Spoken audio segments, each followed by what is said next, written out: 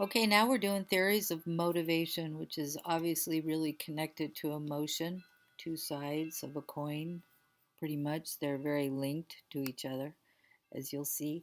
One of the questions that students often ask me when we hit the motivation section is they always say, "Why aren't I motivated?" And we are usually, I mean, if we're sitting in the classroom, we're probably motivated, right? We're all motivated to do stuff. Most people are. In fact, it's a symptom of depression to not be motivated to do anything. But what we tend to be motivated to do is stuff that we like or that we associate with pleasure. And if we want to get more complex about it, that we associate with pleasure or the avoidance of pain, like we do it to avoid future pain in a way that's meaningful to us, like we don't want to get punished. That's another thing that motivates us to do stuff. Or we have habits that's a motivator, that's an autopilot kind of motivator. Or we have higher goals to motivate to do things that we don't want to do. So that higher goal brings us pleasure. Maybe we don't enjoy a particular class, but we have the higher goal of getting a particular grade, and so that helps us tolerate the class that we do not get pleasure from.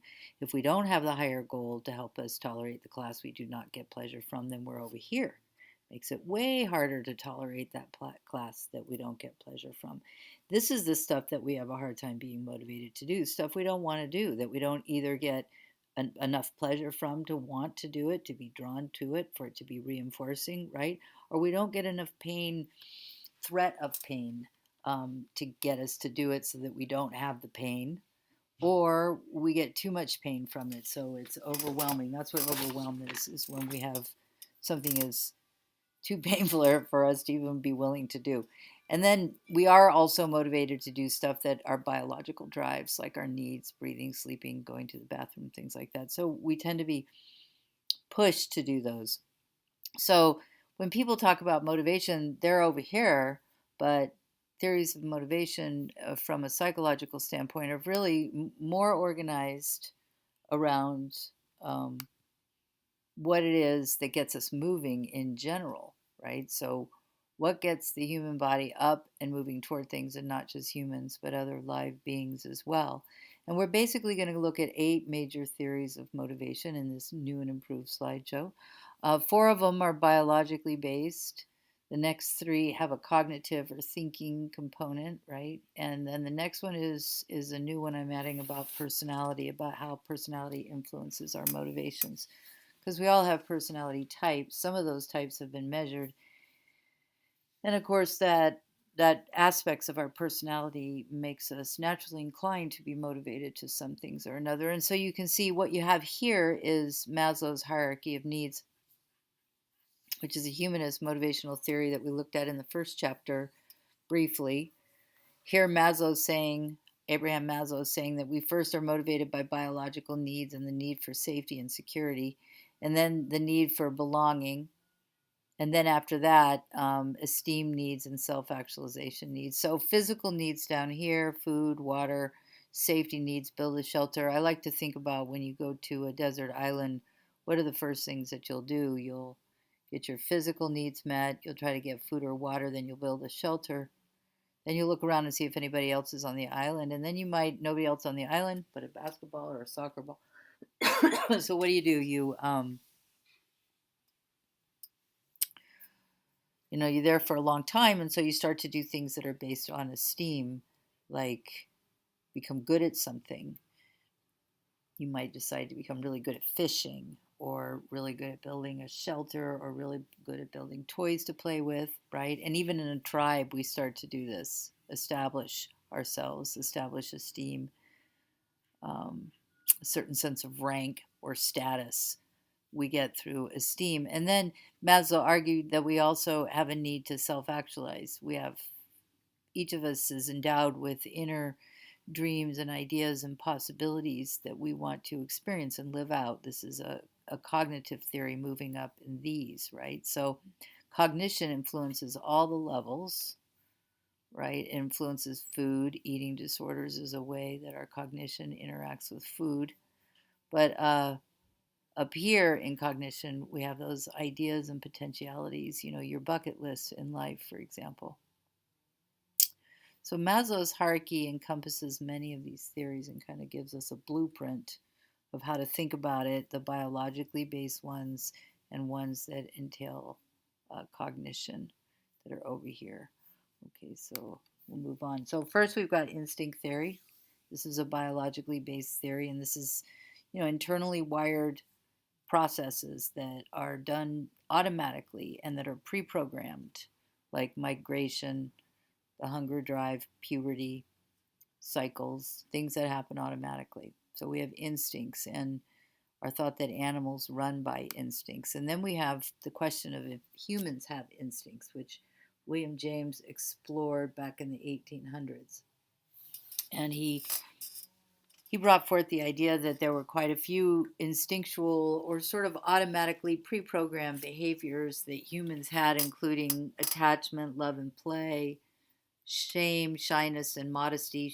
Shyness is a heritable trait. We do know that, with like monkeys and other primates will show shy behaviors, but shyness can evolve into extroversion in the right kind of environment. So it's a shapeable trait. And so by instincts, a lot of arguments started to happen back in the early 1900s about whether human had instincts. And of course, Freud's positing this idea of the id, and people aren't liking it.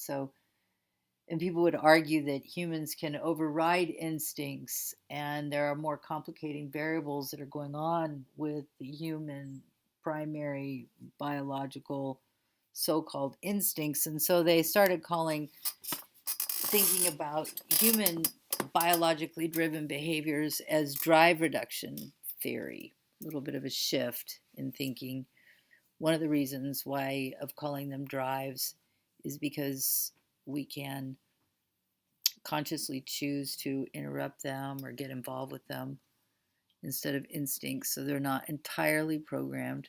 But the idea of drive reduction theory is that we feel a drive, like the hunger drive or the sleep drive or even the sex drive, and then we need to release the tension of that drive to reestablish a sense of homeostasis in the body. This image shows a thirsty child, which the drive to drink is stimulated, so the child drinks, and drinking reestablishes homeostasis, or the inner balance of the body that the body is always trying to achieve, and of course never successful at it because we're expending energy, and then homeostasis needs to be established again. So the cycle of the drives is ongoing.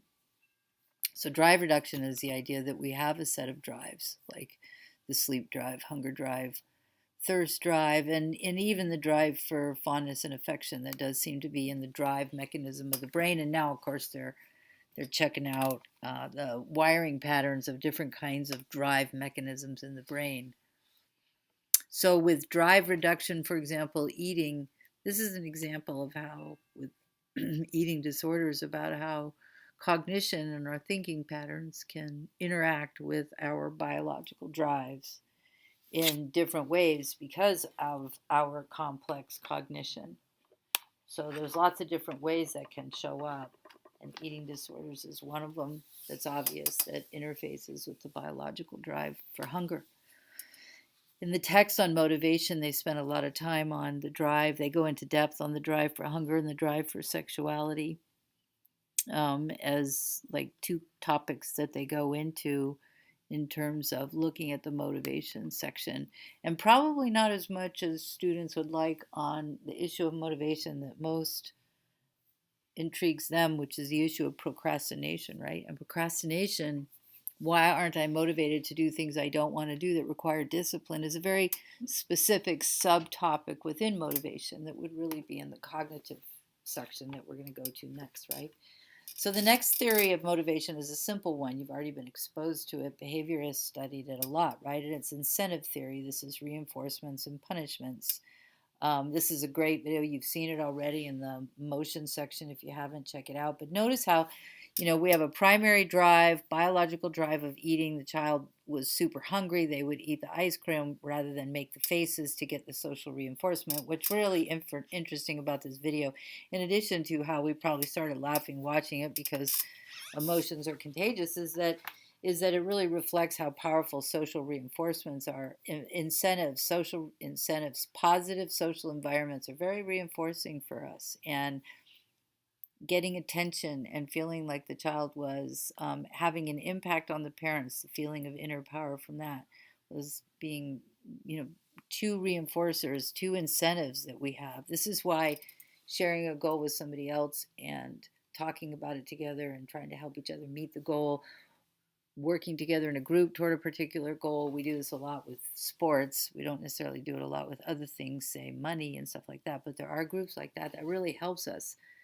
move toward the goal. It's a form of incentive. And incentives can be both intrinsic or extrinsic. Intrinsic means that the desire comes from within. It's innate. It's naturally innate. And this is a simple example of intrinsic and extrinsic with our dogs. It's not my dog, but it's a cute dog. With a dog, because no complex cognition involved here, right? So we've got the natural desire to eat, and extrinsically done for the external reward. Here the dog is waiting to have the yummy bone because they're trying to please their master, and this one probably, obviously, and then they'll get their little bone. I love this dog's face, though. Expression on this dog's face is, seriously, you're going to make me wait and do this one again. So obviously dogs have some cognition. Okay, so one of the things about rewards is that they need to be appealing to be effective. And this is a little cartoon about how this carrot is not an effective reward for the lion. And that's something for us to keep in mind, that we want to keep our rewards, the ones that we have in our minds, effective. Arousal theory is a fun theory to think about relative to motivation. It's a biologically based theory. It's something that we all experience, and it also exists on the distribution curve. So we all have like peak levels of arousal that we like, and some people like a lot more high arousal or a lot more risk-taking arousal than others. Those are personality differences, some of which is biologically wired. This one's a little bit biologically wired. Some people like things grounded, other people like things super exciting. So this is how much arousal you like in your day, and also how bored you get at a given point, in which case we go seek more arousal, either physical arousal. And remember, with psychologists, when we say the word arousal, we're referring to energy level, not like sexual arousal. It's physical arousal, energy level. So we increase or decrease our arousal levels, our energy levels, through different kinds of activities that we do. And obviously, people who are higher in thrill seeking will seek out more exciting activities, and people who are higher in extroversion will seek out more extroverted activities, and people who are higher in introversion will seek out more introverted activities. But we all have times when we want to be more active and more quiet, and those kind of cycles are also what arousal theory is about. So it's interesting to think about. What do you need to stay at optimal levels of life arousal, right? Life energy. Now, arousal theory is connected to our ability to tackle a challenge. I ran into a student earlier who's taking a statistics class after working, right? So he's entering that statistics class already tired and fatigued. So his arousal levels starting to go down. It's not when he's just waking up, it's when he's starting to go down, and he's got to go in and do something that he experiences as really difficult. So it's better to try to do things that we experience as really difficult at the peak of our, so schedule that statistics class at the peak of your arousal level each day, right? And find someone who works at your challenge level, which we already mentioned before is about 10% push. Some classes you're going to just enter at a 30% push. They're going to push you 30% past your ability, and that's where we get frustrated, we feel overwhelmed, and we crash.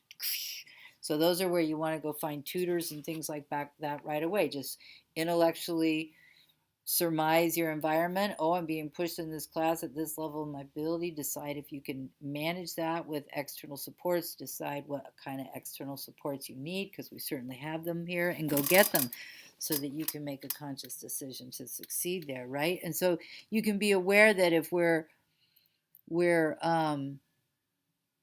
tired, if we're too tired and we don't have enough arousal level for the kind of tasks that we're facing, then we're going to have less likelihood of succeeding. So this is intellectualizing how we approach different kinds of tasks.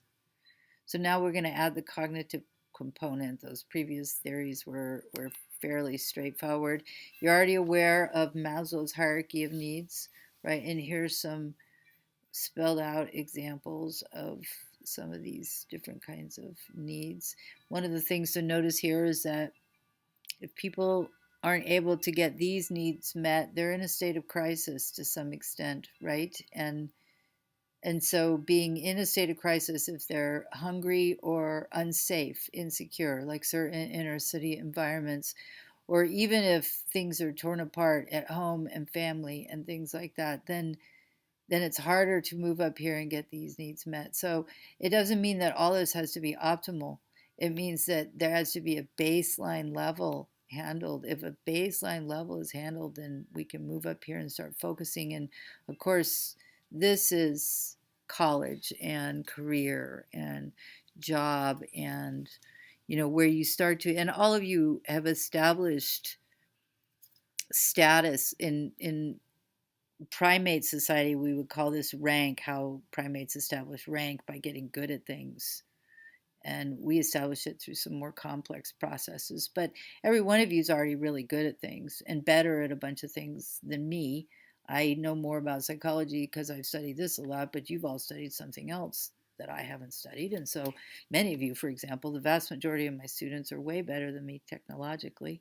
So we have areas of expertise and ways that we establish confidence in our own abilities. And that's what's meant by these esteem levels. And they obviously entail some thinking processes. And then up here we have our higher order abilities.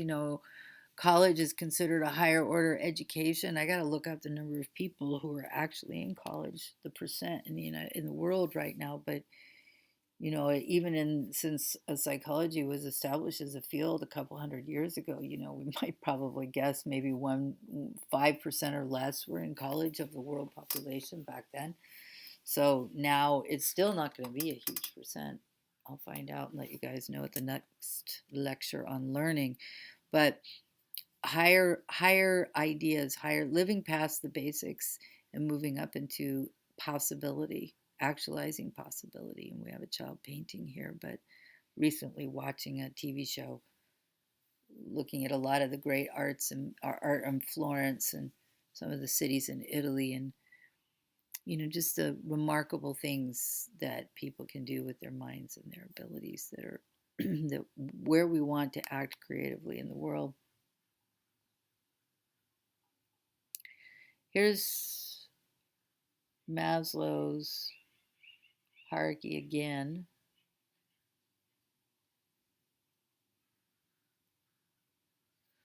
Same point raised as last time.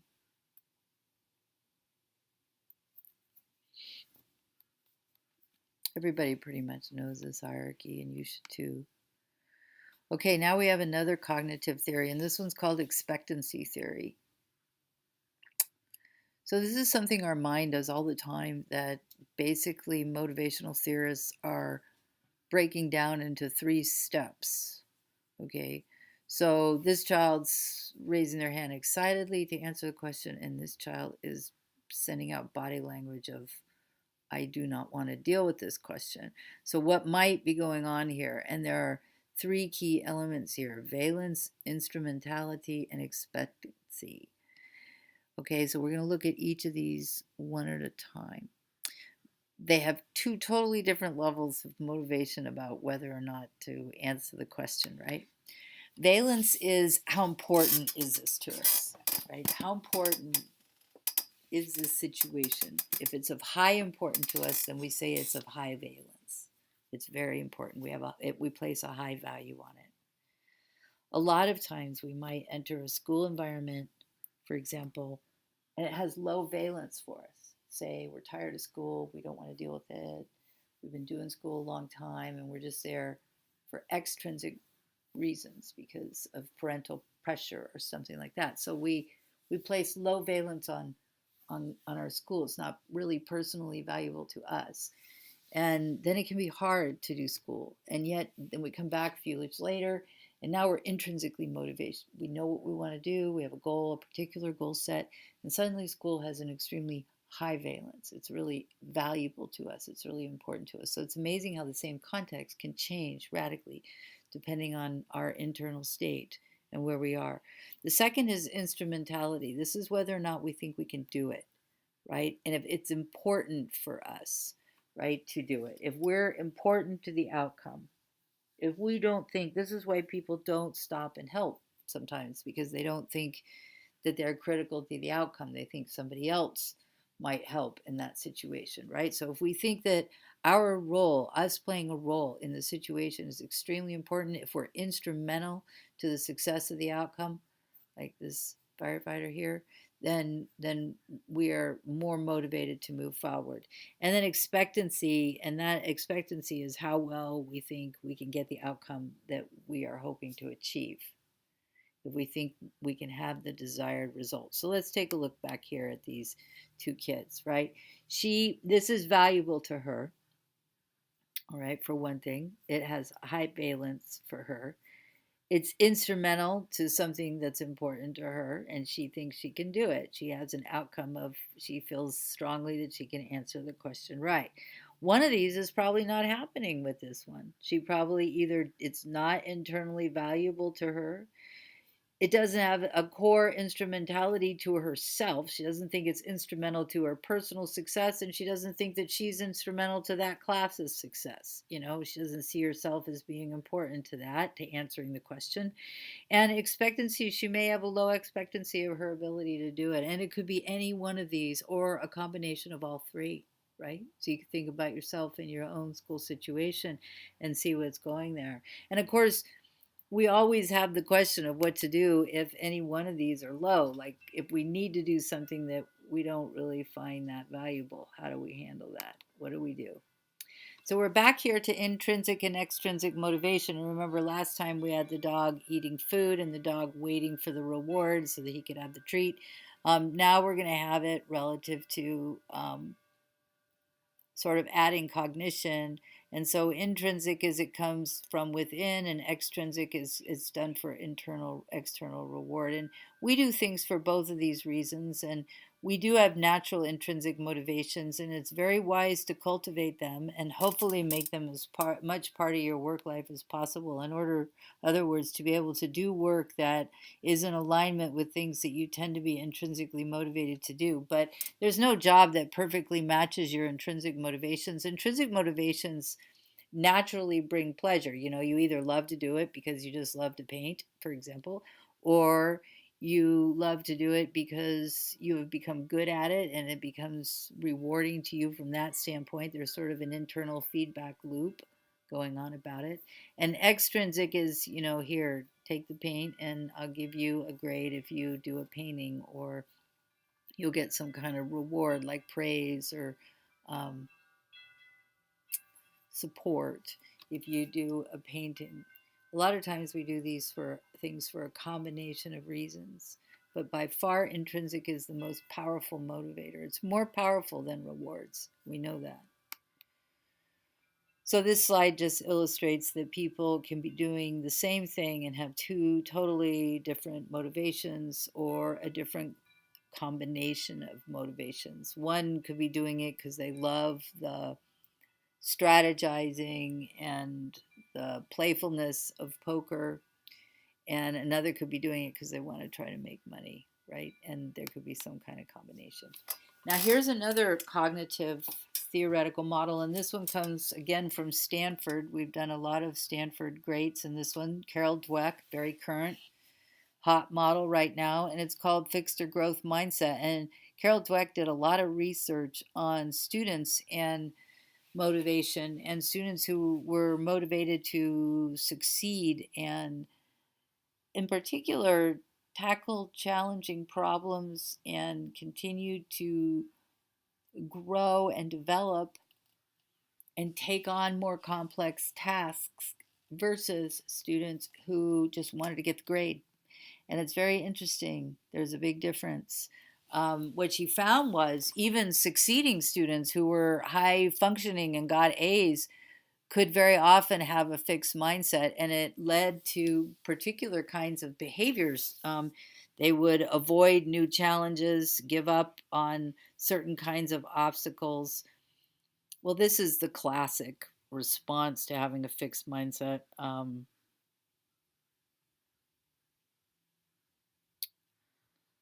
We'll move into the more complex reaction about somebody who, like a straight A, how a straight A student could have a fixed mindset in a few minutes. But let's start with just the basics about fixed and growth mindset. One of the analogies I like to use with this, and I need to put a picture of this in here, is singing, because I used to think I couldn't sing. I can't sing. And that's a very fixed mindset. The idea is that I can't do it, and so I can't get any better at it. I'm just crap at it, right? So I tend to avoid singing. I give up when I try to sing. I don't make any effort singing. I'm quick to sidestep or get away from criticism, and can feel threatened if, say, I'm in a singing class and other people are good and I'm not, for example. But we could apply this to math or any kind of topic, or public speaking, right? Now, growth mindset is the idea that I can get better. I may not be very good right now, but I can get better. And I remember with singing, for example, my son used to have a band, and they used to play in the garage, and I would come out there and, snap my fingers and stuff. And my son once came when they had this big chorus. He said, "Come on, sing with us." And I said, "No, I can't sing." And my son stops his old band and he goes, "Mom, everybody can sing. You just have to learn to sing and get a little better at it. You got to find your voice and then get incrementally better bit by bit." And what he did was transition me from a fixed mindset about singing to a growth mindset about singing. And that's exactly how it works. We can catch ourselves going into a fixed mindset about singing or about any subject when we catch ourselves feeling discouraged about that subject, right? We have attitude that with fixed mindset, you're either born with it, you have it, or you don't.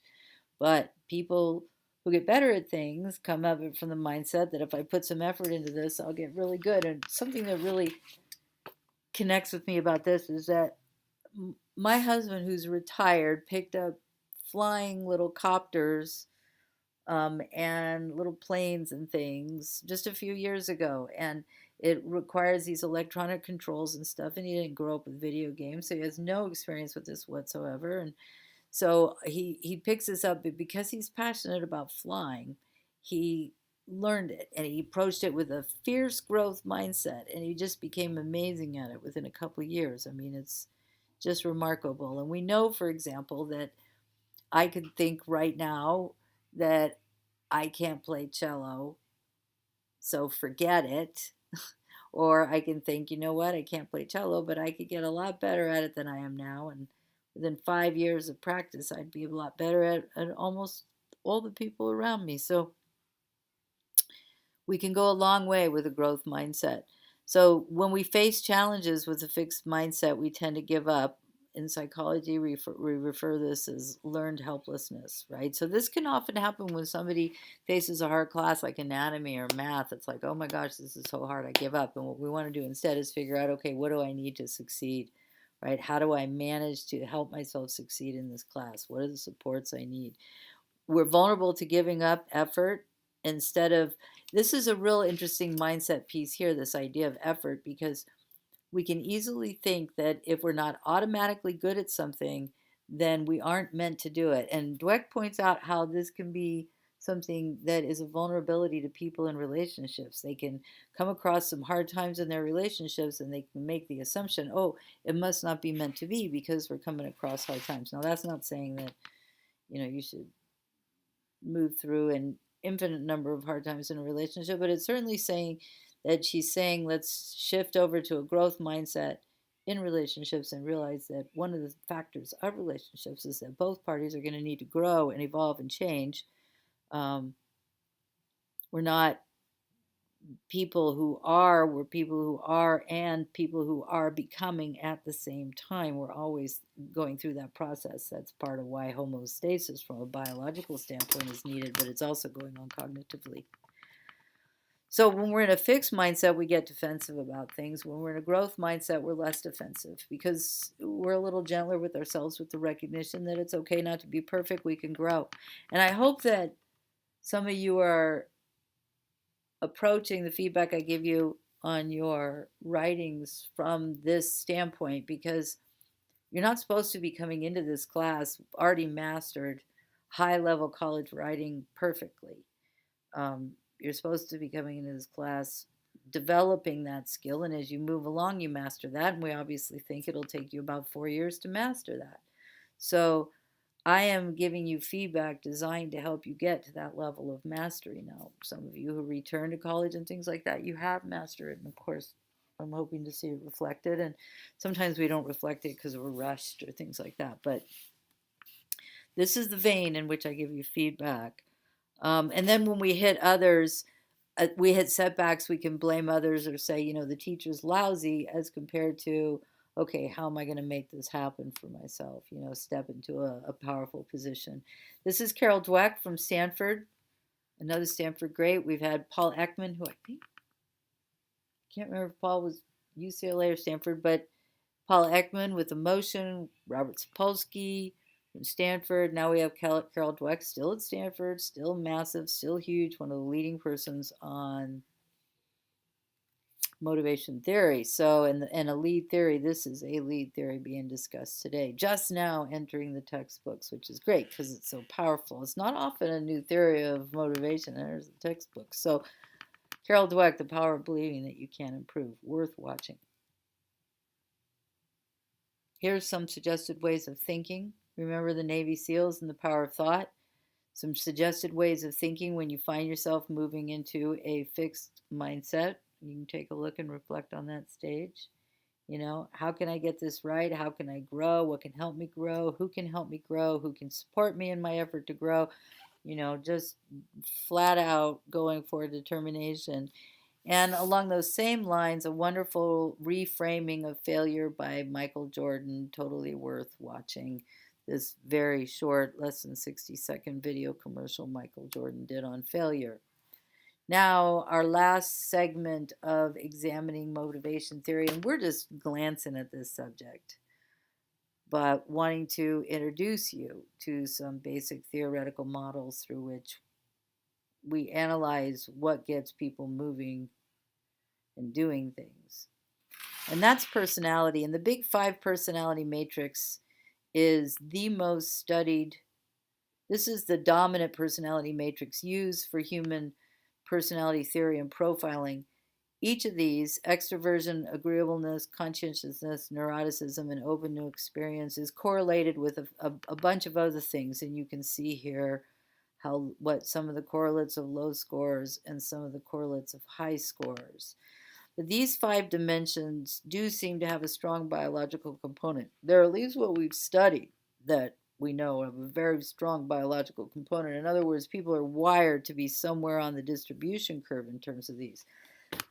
Now, I already mentioned extroversion is related to shyness, right? Not just related to shyness, though.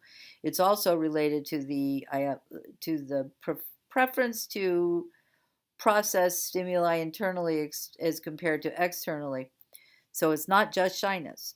But the shyness dimension, sub-trait, we could say, of extroversion, of introversion, could be a dimension, is something that can shift over time by environmental circumstances. So when people are encouraged at 10% increments, and in between those being pushed at 10% increments, they feel safe, and there's regular returns to safety, and then encouraged at a 10% increment. You go out to a party and you stay half an hour, and then you go outside and you relax and look at the stars for 20 minutes, and you go for another 15 minutes, and then you leave. And then the next party you do the same thing, only you stay a little longer, and you got a friend there with you, and you do it in increments, 10% stretches, much like the body. We can push the body physically, and we can we can stretch. When you do stretching, you can stretch a little bit more by about 10%. And you can do certain things to increase that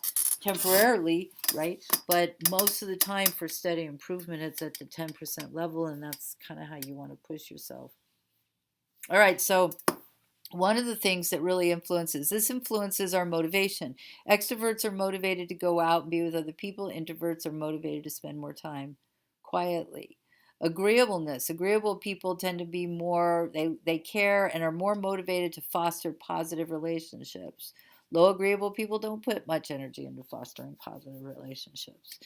Now, conscientiousness is a huge one for motivation, and in particular for getting lots of micro tasks done, right? Like all the little micro tasks involved in studying, all the little micro tasks involved in paying bills, all the little micro tasks involved in keeping a room clean, and so on. People high in conscientiousness are super hardworking and organized, and they care a lot about that stuff. They also pay a lot of attention to time, and they tend to be timely and punctual. People lower in conscientiousness are less so, and we got to put a distribution curve here and realize that a lot of us are going to be in here, and we live in a society filled with machines that are very good at being conscientious. They're very good at being accurate, at doing things correctly, at doing things according to times, and so on. So we're being pushed over into this dimension, or our society is valuing this ever more, ever more, ever more.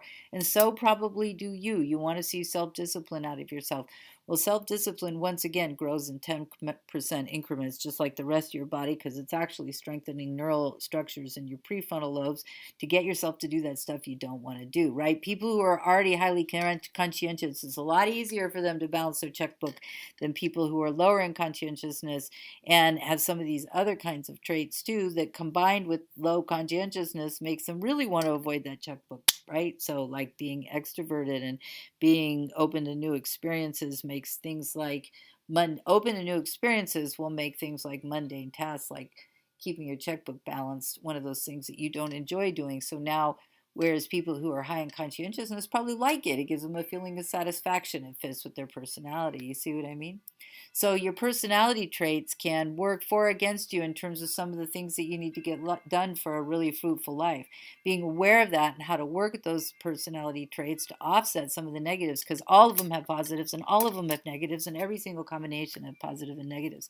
Even the next one, neuroticism, which they don't even call neuroticism anymore. They call it open to new experience, not open to new, excuse me. They call it emotional regulation or dysregulation, right? And that is because neuroticism has stigma attached to it. But the idea of being very sensitive, that's the positive side of neuroticism or high even emotional dysregulation. One of the things about it is those people tend to be very empathic and highly sensitive to other people, and they often go into the helping professions, right? And then you have the middle. This is every one of these is on a distribution curve, but not for you. Each person will be unique in terms of how much of each of these factors. And then the last thing is openness to new experience, and that is whether you like brand new things, you like to try new things, or you like the tried and true. You like to do things conventionally, stably, right? You like things pretty much the same. And once again, we're going to have the distribution curve with most people somewhere in the middle, and then some highly imaginative people and some very stable people who like things really the same, like to go to the same restaurant all the time, do the same vacation every year, and so on. Okay, they don't vary things much. It's good to stretch 10%, whichever way. If you're way over here, stretch 10% that way. Develop some stable processes, habits. That's what'll be hard for you, is establishing those regular things when you're way over here. So you can see how they're all fruitful in some situations and challenging in other situations. So you've already heard me mention this, that sometimes, our motivations are also influenced by our personality structure. People high and open to new experiences want more adventures. People low and open to new experiences want to go to the same restaurant. So our motivation is influenced by this. Here's a place that you can take the Big Five personality test. And this is, of course, this is called a trait test. These are 1, 2, 3, 4, 5 traits. So the big 5 traits. And again, this is the dominant profiling matrix that are used by all profilers. You would be absolutely astounded by how much can be predicted based on the big 5. But start out by getting a sense of where your personality is, right? So you understand how to work with it. Now, when we have those areas where we're not very good, the way that we can help ourselves good is to use what's called habits and micro habits. So let's take a look at this again and go back to that original question, because we're almost done here with the motivation slideshow. We've looked at 8 theories of motivation. And we want to take a look now at the last question of how do we get ourselves to do stuff we don't want to do, right? Stuff we're not motivated to do. That's what people really mean when they say they're not motivated. How do we get ourselves to do more of this? And how do we not do quite so much, of those sort of guilty pleasures where we're overindulging? Later, we'll be looking at things like, why is Facebook so addicting in the next unit, right? And you already know a little bit about neurotransmitters, that the idea of maybe I'll get that text back will stimulate anticipatory pleasure in the brain. And so you look to see. It's the same as a slot machine. It's the exact same function. Your brain is being trained to check that cell phone, and that cell phone is going to give you quick pleasure, whereas the book, much more long-term pleasure, right? It takes a lot longer to get pleasure from the book. You got to calm down, settle down, and read it, whereas this is going to go bing, and it's going to have a pretty light, and it's going to come from a human being and somebody in your social network. And once again, we're back to how powerfully we are socially motivated. We're very motivated by our social environment. Okay, so how do we get ourselves to do what we're not motivated to do? Here's a little short list, as well as a couple of YouTubes that might help. And the assignment and discussion are designed with, have some options for you to look at along these lines too, right? Because this is a huge question that psychology has been studying for quite a long time, and we're finally getting some pretty innovative answers, so it's very exciting. First is set a goal big enough that it's really worth it to you. It has high valence, remember that, high value to you. It's really, really meaningful, and something you really think you can do. It has high instrumentality, not something out of the realm of reason, but you feel a solid sense that you can do it. And one way to think about setting a goal big is to do it the Jordan Peterson way. Jordan Peterson's one of my favorite living clinical psychologists, a brilliant man, University of Toronto, formerly Harvard, and he talks a great deal about motivation and how to pull out a powerful motivation and how to motivate yourself. For example, how do you motivate yourself to stop doing something that you might be addicted to do? One of his answers would be, well, you build a life. Don't focus so much on the addiction, but focus on building a life bigger. Build a life so big it's bigger and better than that. You've got to build a life better than that. Now, of course, he's not saying that if you're destroying your life by doing something that you, or an indulgence, then that you should continue doing that. He's not saying that at all. He's just saying shift your attention now to building as big and good a life as you possibly can. As he says here, reach for the highest good. So see if he inspires you to do that. It needs to be intrinsically motivated. It needs to be yours, your life path. We do a lot better when it's intrinsically, it's ours. It's something that's deeply meaningful for us. And because we're all motivated more by different personality structures, some of us are more motivated by relationships and others more by, say, achievement. We'll move in lots of different directions to what really matters us along those lines, what intrinsically motivates us, right? For some, it's going to be feeding your family, and for others, it's going to be becoming great at math. So maybe for others it'll be both, right? So, but the important part is that it's within you, and you feel it like well, you can build the feel. You don't have to start off feeling it like a fever, but in time it'll grow to be a very powerful drive within you. It's based on a growth mindset, the idea that you can continually get better, and an awareness and a plan for inevitable setbacks, because they just happen. That's the way it goes. So we relax and realize that. And then we use micro habits to help ourselves do the things that we don't really want to do. Okay, now I want to go back here because I didn't finish something. And that is, I just realized that I did not complete this idea of why, and I guess I don't really have a slide here to show you, why people with straight A's can have a fixed mindset. And one of the points that Dwek will make in The Power of Yet here in this video, very strong points that she makes, is that one of the things that we do in schools, and we don't really know a solution to this, is that by rewarding students so much with grades, we don't reward them to take risks, right? We reward them to get the good grade.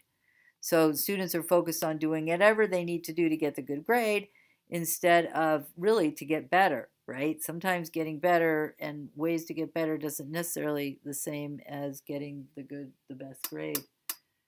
And if we're too focused on getting the good grade, then we become like, let's go back to this young gal who's painting. She's painting. And let's say if she gets too focused, if she starts painting just to get the A, just to get praise for the painting. Oh, you're so good at painting. Wow, check it out. You're so good at painting. If she starts only painting to do that, if she starts losing her intrinsic desire, first of all, too much reward and people do lose their intrinsic desire to do something because they start feeling the pressure to be good. So doing the thing then becomes about being good instead of the love of doing it. And once we become about being good at it and needing to show that we're always good at it, we become afraid to make mistakes. And we ratchet back on doing more challenging things and taking risks, right? So we have to watch for that. You can see that in teaching, right? Teachers want to become really good at what they do. They want to show that they are good at what they do. And they can get nervous then, the more they have to be good, that if they get challenged, then it's not about them growing. It's not okay to be challenged because they can grow too. It is nerve-wracking to be challenged because they have to always be good.